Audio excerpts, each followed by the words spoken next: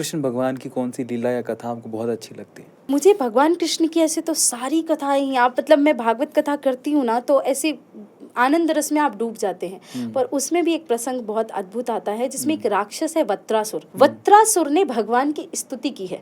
Okay. और वो स्तुति कुछ ऐसी है कि मतलब एक पुरुष और स्त्री में भेद होता है, ये तो मैं मानती हूँ, क्योंकि आपका स्वभाव अलग होता है, स्त्रियां अलग होती हैं। आपके भगवान ने हर एक प्रकार के शरीर के मानसिक आत्मिक गठन बहुत अलग अलग तरीके से किए हैं। परंतु जब एक पुरुष भगवान को स्त्रीवत प्रेम भाव से पुकारना शुरू कर देना तो भगवान ज़्यादा प्रसन्न हो जाते हैं। तो इसने यहाँ पे विरह की स्तुति की है कि अहम हरे तब पादैक मूलम दासानुदासो। ये भगवान से कहने लगा कि मैं आपका दास नहीं बन सकता, मेरे अंदर इतनी काबिलियत ही नहीं है, तो मुझे अपना दासानुदास बना लो। तो भगवान कहने लगे कि क्या चाहिए तुम्हें? तो इसने कहा कुछ नहीं चाहिए, न नाक पृष्ठम न च पारमिष्ठम न सर्वभौमम न रसाधिपत्यम, मुझे धर्म अर्थ काम मोक्ष कुछ नहीं चाहिए। तो भगवान ने कहा तुम झूठ बोल रहे हो, इस दुनिया में ऐसा कोई व्यक्ति ही नहीं है जिसको कुछ चाहिए नहीं, बस सब स्वार्थ के लिए प्रीत करते हैं। तो इसने कहा अगर कुछ चाहिए ही ना तो फिर एक स्थिति दे दो। क्या चाहिए स्थिति में?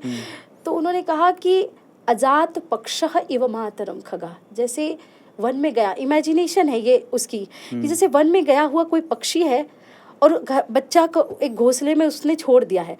जब तक माँ आ नहीं जाती ना तब तक बच्चा माँ की याद में तड़पता रहता है। ऐसी तड़प मुझे दे दो आपके प्रेम की। तो भगवान ने कहा यहाँ पे थोड़ा स्वार्थ है, जब माँ आती है दाना डालती है तब बच्चा थोड़ा शांत हो जाता है, फिर वो भी उड़ने लगता है, उसको कोई मतलब नहीं होता। इसने दूसरी स्थिति दी, स्तन्यम यथावत सतरह क्षुधारता। जैसे वन में गई हुई कोई गाय है, उसके लिए उसका बछड़ा रमाता है। भगवान ने कहा यहाँ भी वही स्थिति, बच्चे ने दूध पिया फिर माँ को भूल जाता है, खेलने लगता है। इसने कहा अब क्या कहूँ कि भगवान मुझसे प्रसन्न हो जाए? तो इसने कहा प्रियम प्रियेषु विशुतम विषन्ना। जैसे परदेश में गया कोई प्रियतम है, अपनी प्रियतमा को घर पे, पतिव्रता पत्नी को घर पे छोड़ के गया है और उसकी पत्नी जैसे विलाप करती ना, वैसी स्थिति दे दो। क्योंकि एक पतिव्रता के लिए उसका पति परदेश में रहे या घर में रहे, उसका प्रेम कभी कम नहीं होता। सत्य वचन। तो भगवान ने सोचा कि ऐसी स्तुति तो कभी किसी ने नहीं की, मेरी गोपियों ने नहीं की, बड़े बड़े ब्रह्मादि सुरों ने नहीं, और एक राक्षस होकर के ये ऐसी स्तुति। और आखिरी में कहता है समंजसत तुम विरह कांक्षे, मुझे सुख नहीं चाहिए, मुझे विरह चाहिए। तो जो प्रेम भक्ति भाव को मानते हैं ना, वो कभी ये नहीं चाहेंगे कि मुझे सुख चाहिए, उनको विरह चाहिए। तो ये प्रसंग लगभग काफ़ी मेरे हृदय में, जब भी मैं इसको बोलती हूँ पता नहीं क्यों मैं अंदर से बहुत कंट्रोल कर रही हूँ खुद को, कि सोच रही हूँ कि वो भावना अभी ना निकले, क्योंकि कथा अलग है, यहाँ की बात अलग होती है, विरह बहुत है उसके अंदर। तो एक राक्षस होके कोई इस लेवल पे प्रेम की पराकाष्ठा में जा सकता है, वो प्रसंग मुझे अति प्रिय है। मैं उस पर बात करती हूँ ना तो कभी ऐसा सोचती हूँ कि कोई यजमान ऐसा मिले भाई, भले 100-200 लोग होंगे चलेगा, पर 7 दिन मुझे सिर्फ वत्रासुर के विषय पे बात करनी है और कोई बात ना हो, उसके 4 श्लोकों पे ही सारी बातें हो जाए।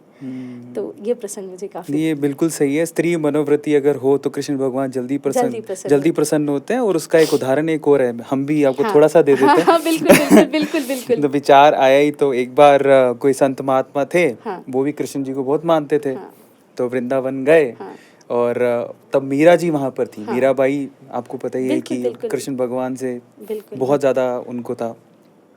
तो किसी ने संदेश पहुंचाया, बोले मीरा जी आपसे मिलना तो चाहते हैं, ये संत आए हुए हैं, लेकिन आप स्त्री हैं तो इसलिए अब वो मिल नहीं, वो थोड़ा हिचक रहे हैं कि अब वो स्त्री हैं तो कैसे ही थोड़ा होता है ना, कईयों को स्त्रियों से होता है। तो उन्होंने जो वाक्य बोला वो वाकई में था कमाल का। उन्होंने कहा मीरा जी ने कि इस पूरे ब्रिज मंडल में पुरुष सिर्फ एक ही हैं, वो है भगवान कृष्ण, बाकी सब उनकी गोपियां ही हैं।